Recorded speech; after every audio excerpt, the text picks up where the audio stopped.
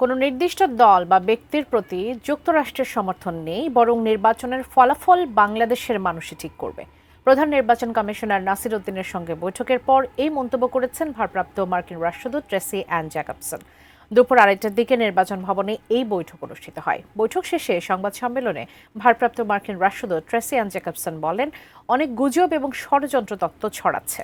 তবে যুক্তরাষ্ট্রের স্পষ্ট অবস্থান হলো অন্তর্বর্তী সরকারের এবং নির্বাচন কমিশনের প্রতি তাদের সমর্থন রয়েছে। সুষ্ঠু এবং শান্তিপূর্ণ নির্বাচনে সব ধরনের সহযোগিতা করবে তার দেশ। পরে সিসিএএমএম নাসির উদ্দিন জানান, বৈঠকে নির্বাচন নিয়ে বেশ কিছু বিষয় জানতে চেয়েছেন ভারপ্রাপ্ত মার্কিন রাষ্ট্রদূত। সবার সহযোগিতায় সুষ্ঠু নির্বাচন আয়োজন সম্ভব হবে বলে আশা করেন CEC.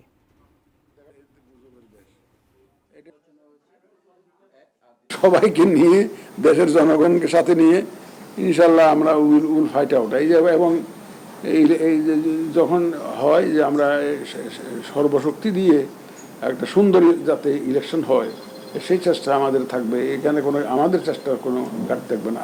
We do not, as the U.S. Embassy or the U.S. government, support any particular party, but we do meet with the political parties to understand their platforms and their goals. We do not support any particular politician, but we do meet with politicians to understand their goals. And we do not support any particular outcome. That is for the people of Bangladesh to decide, and we wish you all the best success in doing it.